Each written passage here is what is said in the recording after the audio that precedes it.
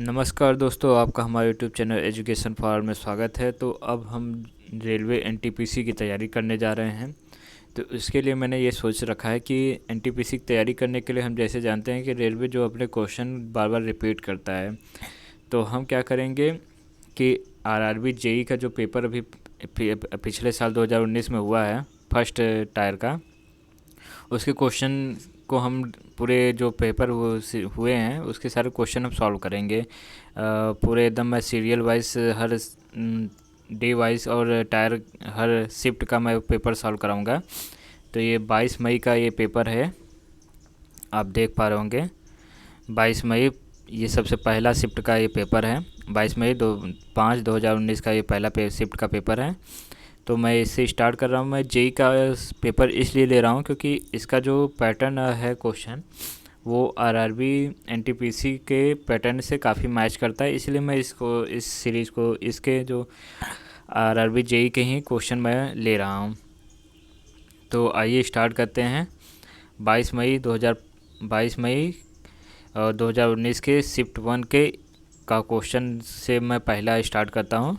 तो चलिए स्टार्ट करते हैं। पहला क्वेश्चन जो है निम्नलिखित में पूछा है कि इसका विद्युत प्रतिरोध उच्च होता है। तो प्रतिरोध का आपको जैसे कि मालूम है कि ओम होता है इसका सूचक, तो जिसका ओम ज़्यादा होगा वही उसका प्रतिरोध भी सबसे ज़्यादा होगा। तो 100 ओम जो है इसमें सही आंसर होगा। तो इसका आंसर डी सही होगा। आइए नेक्स्ट क्वेश्चन में चलते हैं। इसमें दिया गया है कि दिए गए विकल्पों में से वह आकृति चुनिए जो नीचे दिए गए पैटर्न को पूरा करती है। तो इसमें अगर आप क्वेश्चन को ध्यान से देखेंगे तो काफ़ी एक पैटर्न सिमिलर मैच कर रहा है।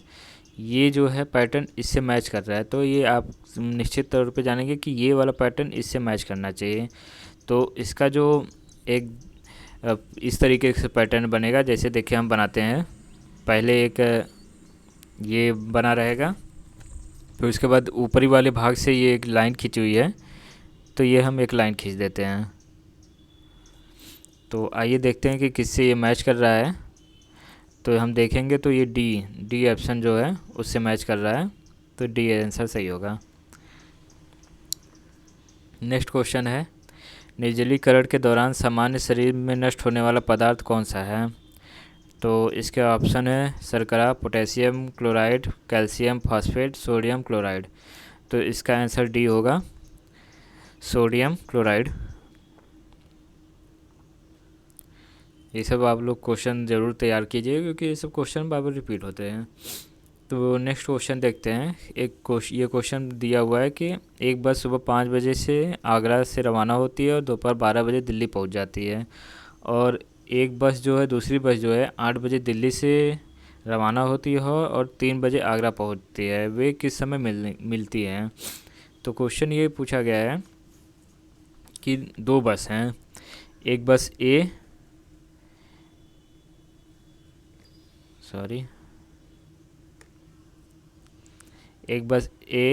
जो है आगरा से स्टार्ट होती है। मान लीजिए ये आगरा है, 5 बजे से स्टार्ट होती है और ये पहुंचती है दिल्ली 8 बजे।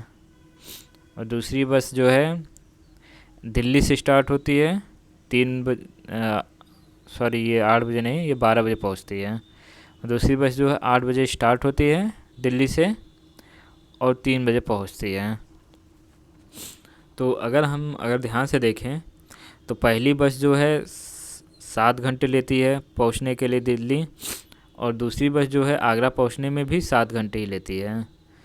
तो अगर हम रेशियो बनाएं इन दोनों के टाइम का, तो 7:7 ही आएगा। और अगर स्पीड का रेशियो बनाएं तो जानते हैं कि आप इसका रेसिप्रोकल हो जाएगा, तो ये 7:7 ही आएगा, जो क्योंकि दोनों का सेम ही है। तो 7:7। और अगर आप डिस्टेंस का अगर ये रेशियो होगा तो आप जानते हैं डिस्टेंस आ जाएगा 49, क्योंकि दोनों का मल्टीप्लाई हो जाएगा तो डिस्टेंस हम लोग का 49 आ जाएगा। तो अब हम लोग का डिस्टेंस एक मान के हाइपोथेटिकल मान के चलते हैं कि जैसे 49 आ गया, तो पहली जो बस है वो 5 ही बजे स्टार्ट हो गई है, तो और दूसरी बस जो स्टार्ट हुई है 8 बजे, तो मतलब 3 घंटे वो पहली बस ज़्यादा चली है। तो पहली बस जो ए है ए की स्पीड 7 है, 7 चलती है 3 घंटे, तो मतलब 21 किलोमीटर वो पहले ही चल चुकी है। तो 21 किलोमीटर इसमें से घटा देंगे तो आएगा आपका 28 किलोमीटर अब बचा है, 28 किलोमीटर बचा हुआ है। अब 8 बजे से दोनों बस स्टार्ट हो गई हैं चलने, तो 8 बजे से दोनों बस स्टार्ट हो गई हैं चलनी, तो स्पीड अब जो है दोनों की जुड़ जाएगी, जो है कि 14, मतलब 7 हावर्स के स्पीड से ये भी चल रही, 7 हावर्स की स्पीड से 7 पर किलोमीटर प्रति हावर्स के स्पीड से दोनों चल रही हैं। तो दोनों स्पीड जब एक ही दिशा में आ रही, जैसे ए और बी दोनों एक ही दिशा में आ रहे हैं, तो दोनों की स्पीड जो है जुड़ जाएगी। तो ये 28/14 हो जाएगा। और जो कि हम लोग को अगर घंटे में निकालना है तो घंटे में, अगर मिनट में निकालना होता तो 60 से हम मल्टीप्लाई कर देते, तो हम घंटे में ही निकालते हैं।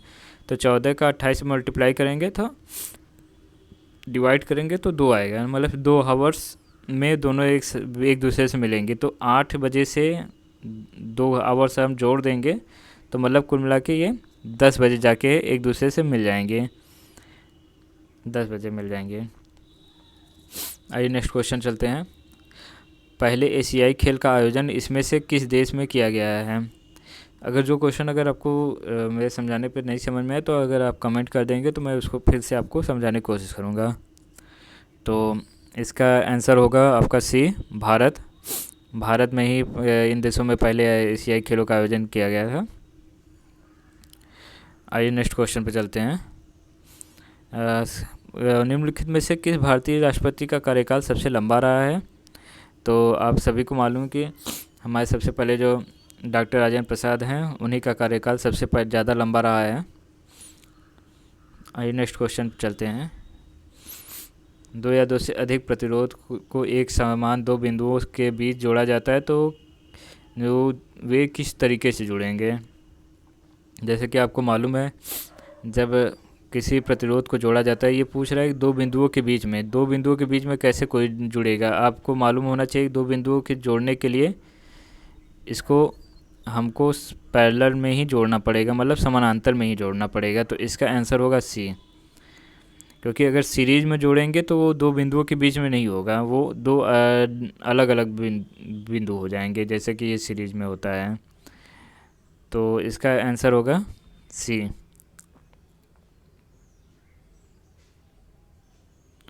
सॉरी,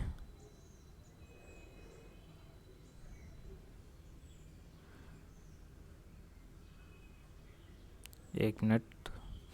हाँ, तो इसका आंसर सी होगा। और नेक्स्ट क्वेश्चन है सीरीज़ का क्वेश्चन है। इसमें सीरीज़ दिया हुआ है तो इसको सॉल्व करना है। तो आइए हम लोग थोड़ा सीरीज पे ध्यान देते हैं। 9 है, 9 के बाद 0.5 आ गया है। तो हम ये देख रहे हैं कि पहले तो ये कम हो रहा है, फिर थोड़ा सा बढ़ा, फिर अचानक से बहुत ज़्यादा बढ़ गया। तो हम लोग को ये ध्यान देना चाहिए कि किस तरीके से बढ़ रहा है। मतलब पहले कम हुआ तो मतलब निश्चित तौर पे 9 से हम लोग जो भी मल्टीप्लाई करेंगे वो कम ही होना चाहिए। तो हम एक बार ट्राई करते हैं कि 9 का अगर आधा कर देते हैं। 9 का अगर हमने आधा किया, मतलब 0.5 से अगर मल्टीप्लाई किया तो आएगा 4.5 आएगा। लेकिन ये नेक्स्ट जो संख्या है, जो नेक्स्ट संख्या है वो 5.5 है। तो मतलब कि हमको 5.5 मतलब 9 से मल्टीप्लाई किया 0.5 में प्लस 1 जोड़ देंगे तो हमारा आ जाएगा 5.5। अब 5.5 आ गया तो 5.5 में हम मल्टीप्लाई करेंगे। देखते हैं कि मतलब क्या किया जाए कि अब ये आ जाए 7.5। तो देखते हैं, अगर 2 से मल्टीप्लाई कर देंगे तो ये 10 हो जाएगा। तो हम क्या करते हैं, 1 से ही मल्टीप्लाई करते हैं। तो 5.5 का मल्टीप्लाई किया 1 से तो 5.5 ही आया। प्लस अगर हम 2 जोड़ देते हैं,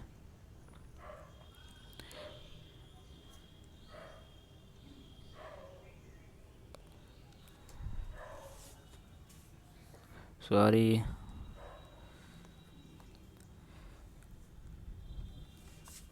अभी मेरा ये पहला वीडियो है तो थोड़ा सा दिक्कत हो रहा है, इसको एडजस्ट करने में मुझको। ये धीरे धीरे मेरे साथ फिर कॉमन सी तरीके से हो जाएगा। तो हम ये सीरीज तरीके से बनाए हुए थे कि 9 से 0.5 में मल्टीप्लाई किया,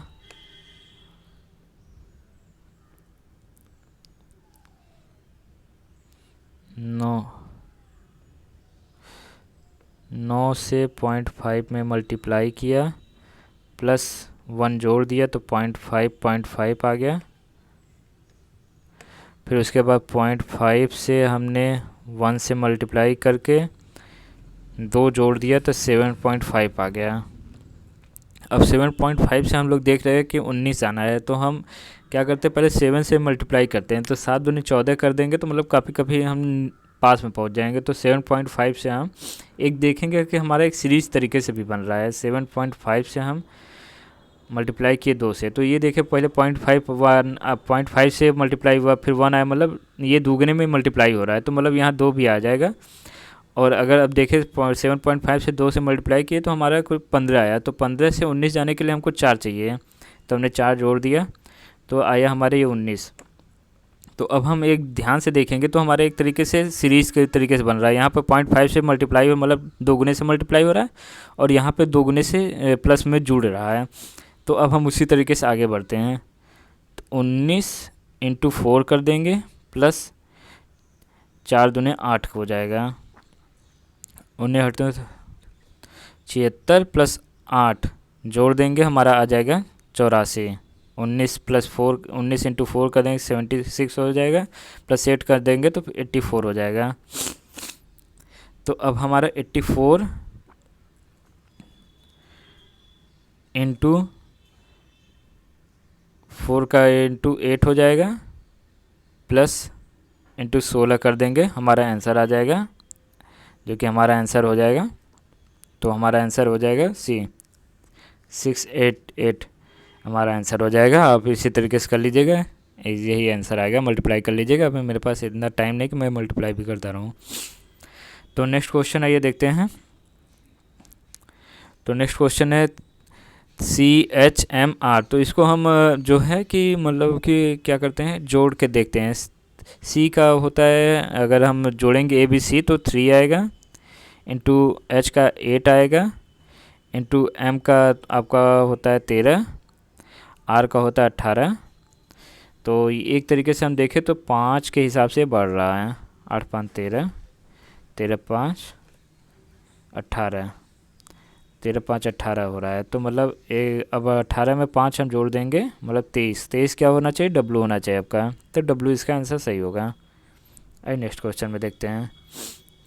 पूछ रहा है किस भारतीय शहर को टाटा नगर भी कहा जाता है। तो आपको मालूम होगा कि टाटा स्टील की एक फैक्ट्री है जमशेदपुर में, बहुत बड़ी फैक्ट्री है, तो इसी को ही टाटा नगर भी कहते हैं। तो इसका आंसर डी होगा, जमशेदपुर। नेक्स्ट क्वेश्चन है साइन कॉस थीटा का। इसमें sine 120 plus sine 240 into sine 270 का मान पूछा है। तो साइन 120 को हम लिख सकते हैं साइन 90 प्लस 30। साइन 90 प्लस 30 का मान आपको मालूम है कि साइन 30 का मान √3/2 होगा, और 90 प्लस 30 साइन प्लस में ही रहता है, प्लस उसके बाद 240 साइन 180 प्लस 60 कर देंगे, यहाँ पे साइन 180 प्लस 60 कर देंगे। तो साइन 180 प्लस 60, साइन 60 का जो मान होता है वो माइनस में आएगा, माइनस साइन 60 का मान वही √3/2 होगा। उसके बाद साइन 270 हो जाएगा, 180 प्लस 90 हो जाएगा, sine 270 equal to sine 180 plus 90। तो साइन 90 का मान 1 होता है, और ये माइनस में होगा क्योंकि 1 साइन 80 प्लस थीटा जो होता है माइनस थीटा आएगा, साइन माइनस थीटा आएगा। तो कुल मिलाकर हमारा √3/2 माइनस में इंटू -1, तो कुल मिलाकर हमारा 3/4 आएगा माइनस में, और नहीं माइनस माइनस प्लस हो जाएगा, तो हमारा आंसर सी होगा, 3/4 हो जाएगा। नेक्स्ट क्वेश्चन आइए देखते हैं क्या है। नेक्स्ट क्वेश्चन दिया गया है, दिए गए आकृति में वृत्त विवाहित पुरुषों की निरूपित करता है। जो वृत्त है विवाहित, मतलब ये जो है मैरिड पीपुल हैं। और त्रिकोण जो है कामगारों को निरूपित करता है, मतलब ये कामगार मतलब जो काम करने वाले को निरूपित करता है। और आयत जो है मतलब आयत वयस्क पीपल के लिए, मतलब जो जवान लोग हैं उनको निरूपित करता है। तो क्वेश्चन पूछा है कि विवाहित पुरुषों को कौन सा क्षेत्र विवाहित पुरुषों को निरूपित करता है। तो विवाहित पुरुषों का आपको मालूम है कि ये सर्किल निरूपित करता है। और जो केवल वयस्क हों, वयस्क जो है रेक्टेंगल निरूपित करता है। केवल वयस्क पूछ रहा है जो हैं, केवल वयस्क हैं। तो इसमें अगर आप देखेंगे तो 5 to 7 नहीं, 2 और 7 आ रहा है, लेकिन 2 जो है कामगार को भी निरूपित करता है, तो 2 नहीं होगा, केवल हमको वयस्क पूछा हुआ है। तो वयस्क में 7 ही आंसर सही होगा। तो इसका आंसर बी होगा। आइए नेक्स्ट क्वेश्चन देखते हैं, ये भी एक सीरीज का क्वेश्चन है। तो देखते हैं 48 दिया हुआ है, उसके बाद घट के 24 हो गया है, फिर उसके बाद बढ़ गया है 72 हो गया है, फिर उसके बाद घटा है 36, फिर उसके बाद बढ़ गया। तो एक तरीके से हम अगर देखते हैं 48 को अगर हम आधा कर देंगे, 48 डिवाइडेड बाई 2 कर देंगे तो हमारा 24 आ जाएगा।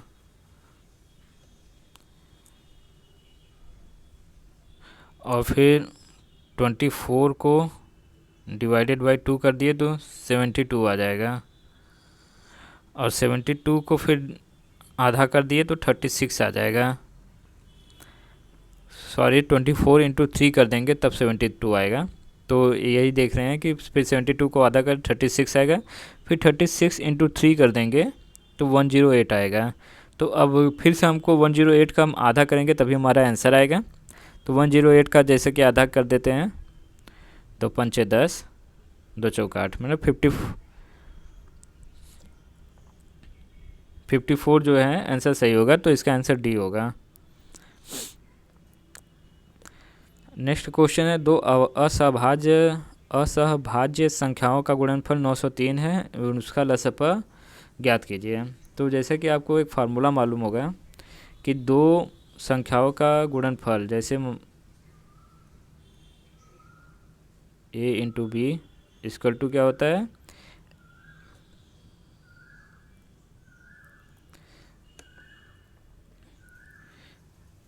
a into B equal to होता है LCM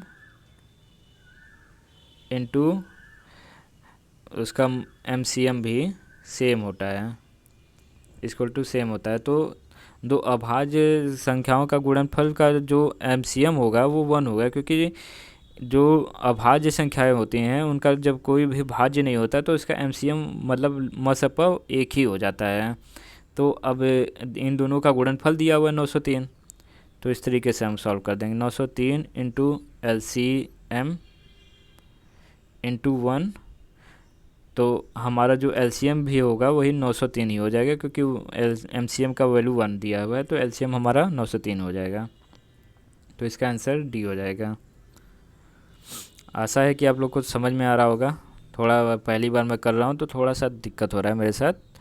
अगर कोई भी क्वेश्चन अगर आपको सॉल्व समझ नहीं आता है तो आप कमेंट पे कीजिएगा, मैं अगले वीडियो में पहले उस क्वेश्चन को सॉल्व करके फिर से आगे बढ़ूँगा।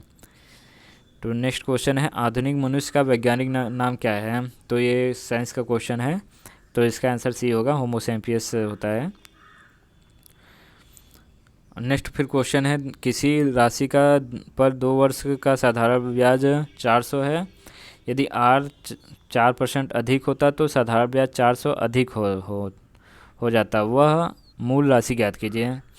तो इसमें क्वेश्चन में ये दिया हुआ है कि 2 वर्षों का जो साधारण ब्याज है वो 400 है। तो 2 वर्षों का साधारण फर्स्ट ईयर और सेकेंड ईयर में हम बांट लेते हैं। तो आपको मालूम है कि साधारण ब्याज में क्या होता है, ब्याज हमेशा समान होता है। तो हमारे पहले साल में 200 रुपये उसका ब्याज है, दूसरे साल में 200 रुपये ब्याज है। और फिर अगर ये कह रहा है कि अगर 4% बढ़ा दिया जाता है तो उसका ब्याज 400 रुपये अधिक हो जाता है। तो मतलब 200 अधिक होगा। तो पहले साल में भी अगर 4% बढ़ाए तो 200 बढ़ा, दूसरे साल में भी 200 बढ़ेगा। तो हम ये देख रहे हैं कि 4% बढ़ाने पे ये 200 ही बढ़ रहा है। तो मतलब 4% इक्वल टू हो गया 200%, 200 रुपये के बराबर।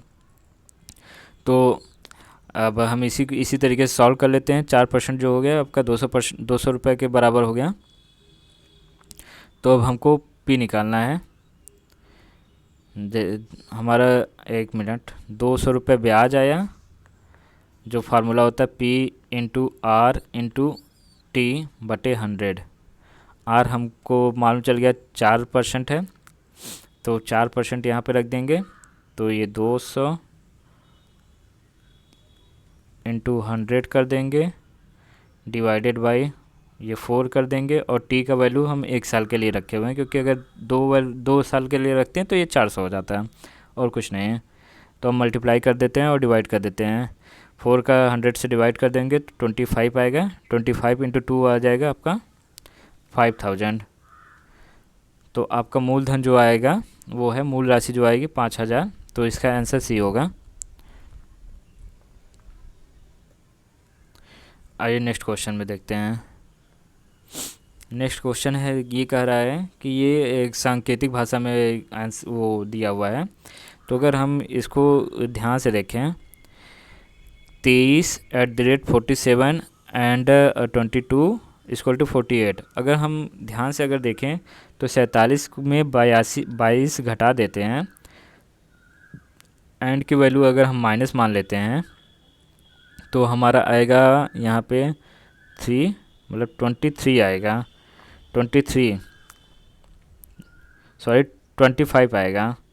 अगर हम 47 में -22 घटा देते हैं 25 आएगा, और 23 में प्लस कर देते हैं 25 तो हमारा 48 आ जाता है। तो हम यहाँ पे ये मान लेते हैं @ की वैल्यू होगी प्लस, और ये डॉलर जैसी जो वैल्यू दिख रही है उसकी वैल्यू माइनस मान लेते हैं। तो यही चीज़ यहाँ पे भी लागू करते हैं। यहाँ पे ये माइनस कर देते हैं, यहाँ पे ये प्लस कर देते हैं। तो 18 में से 13 घटा देंगे तो 5 आएगा। 5 का 34 में जोड़ देंगे तो 39 आ जाएगा। तो अब हम समझ गए हैं कि यहाँ पे जो है इसकी वैल्यू माइनस रखना है, इसकी वैल्यू प्लस रखना है। तो 43 में से 14 घटा दिया तो हमारी जो वैल्यू आएगी 29 आएगी। 29 में 12 जोड़ देंगे तो हमारा 11, 2 1 3 1 4 41। 41 आंसर सही हो जाएगा, मतलब डी आंसर सही हो जाएगा हमारा। तो इस तरीके से सॉल्व करना है। आइए नेक्स्ट क्वेश्चन में चलते हैं। ये क्वेश्चन पूछा है कि विटामिन सी का सबसे समृद्ध स्रोत कौन सा है। तो आपको सभी को मालूम है कि विटामिन सी जो खट्टा पदार्थ होता है उसमें ही विटामिन सी सबसे ज़्यादा पाया जाता है। तो नींबू से खट्टा कोई चीज़ अभी नहीं है, तो नींबू ही सबसे बड़ा सोर्स है। तो आइए नेक्स्ट क्वेश्चन पे चलते हैं।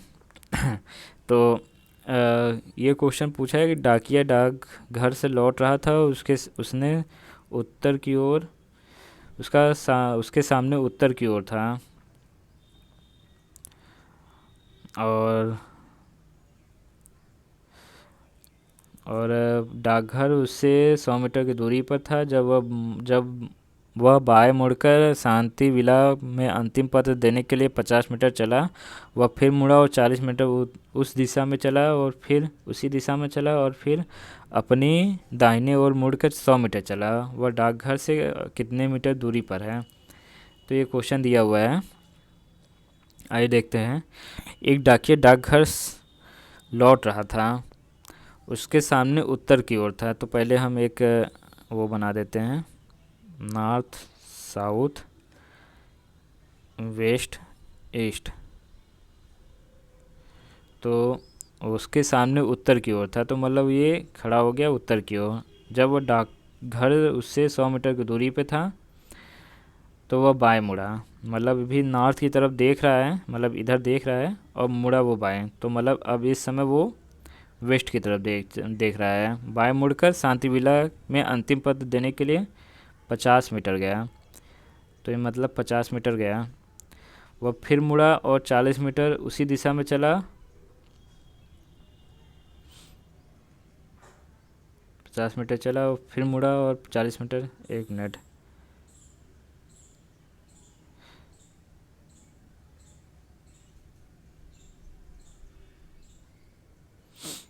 जब डाकघर से 100 मीटर की दूरी पे था, यहाँ से मतलब डाकघर जो है 100 मीटर की दूरी पे है। मीरा 50 मीटर की तरफ चला,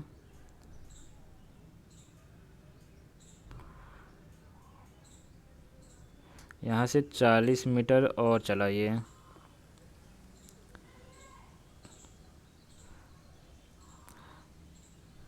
और फिर अपने दाहिनी ओर मुड़ा और 100 मीटर चला। अपने दाहिनी ओर मतलब कि ये दाहिनी ओर मतलब नॉर्थ की तरफ मुड़ा, नॉर्थ की ओर मुड़ के 100 मीटर चला, 100 मीटर चला। तो अब ये पूछ रहा है कि वो अपने डाकघर से कितनी दूरी पे है। तो जैसे कि ये 50 मीटर प्लस 40 मीटर मतलब 90, क्योंकि ये 100 मीटर की दूरी पे है ही और ये 100 मीटर उधर ऊपर से चला है। तो अब ये अगर हम लोग ध्यान से देखें तो मतलब ये जो 50 और 40 मीटर जो चला है वही डिस्टेंस बचा हुआ है इसके डाकघर से। तो मतलब 90 मीटर इसका जो है आंसर सही आएगा। इसी तरीके से आपको बताना है, क्वेश्चन सॉल्व करना है, क्योंकि मैं एक बार में पूरा क्वेश्चन इस समय देख नहीं पा रहा था जिसलिए थोड़ा टाइम लग गया। इस तरीके से आपको सॉल्व करना है। तो इसका आंसर भी 90 मीटर होगा। आइए नेक्स्ट क्वेश्चन सॉल्व करते हैं। नेक्स्ट क्वेश्चन दिया हुआ है कि सीरीज का ही क्वेश्चन, सीरीज के क्वेश्चन काफ़ी आए हुए हैं। तो 1 के बाद 2 हो रहा है, 2 के बाद 6 हो रहा है, 6 के बाद 24 हो रहा है, 24 के बाद 120 हो रहा है। तो अगर आप ध्यान से देखें तो 1 इंटू 2 हो रहा है, फिर 2 इंटू 3 मतलब 2 इंटू 3 हो रहा है तो 6 हो गया, 6 इंटू 4 हो रहा है तो 24 हो रहा है, 24 इंटू 5 होगा तो 120 हो गया। तो 120 इंटू 6 हो जाएगा, 12×72 720 हो जाएगा। मतलब सी इसका आंसर सही हो जाएगा। इस तरीके से आपको क्वेश्चन सॉल्व करना है, सी इसका आंसर सही होगा। आइए नेक्स्ट क्वेश्चन देखते हैं।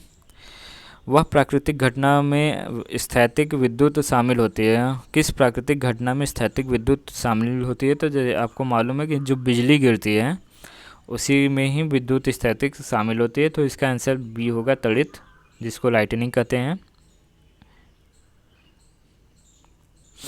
आइए नेक्स्ट क्वेश्चन देखते हैं। भोजन की ऊर्जा को किस में मापा जा सकता है? तो आपको मालूम है कि कैलोरी में ही हम अपने भोजन की ऊर्जा को मापते हैं। तो इसका आंसर ए सही होगा। नेक्स्ट क्वेश्चन देखते हैं। किसी भी संख्या का दशमलव भाग हमेशा होता है। दशमलव भाग हमेशा होता है मतलब जो दशमलव भाग होता है वो हमेशा जीरो से तो कम से कम बड़ा ही होता है, क्योंकि जीरो से दशमलव जीरो नहीं लिख सकते हैं। जीरो दशमलव कम से कम एक तो लिखा ही जाएगा, तो मतलब वो जीरो से कम तो बड़ा ही होता है और एक से हमेशा छोटा होता है। तो अगर हम देखें तो ये हमेशा इसमें दिखा रहा है कि जीरो से छोटा दिखा रहा है, इसमें 2 से बड़ा दिखा रहा है, इसमें 1 से बड़ा दिखा रहा है। तो इसका आंसर बी सही होगा, वो 1 से छोटा होगा। तो आज के लिए अभी इतने ही क्वेश्चन। अभी नेक्स्ट सीरीज में हम इसके आगे के क्वेश्चन सॉल्व कराएंगे। तो अगर आपको क्वेश्चन समझ में आया तो लाइक कीजिए, अगर नहीं क्वेश्चन समझ में आया तो कमेंट कीजिए, और बहुत अच्छा लगा है तो इस वीडियो को आप शेयर भी कर सकते हैं और हमारे यूट्यूब चैनल को सब्सक्राइब कर दीजिए। थैंक यू, धन्यवाद।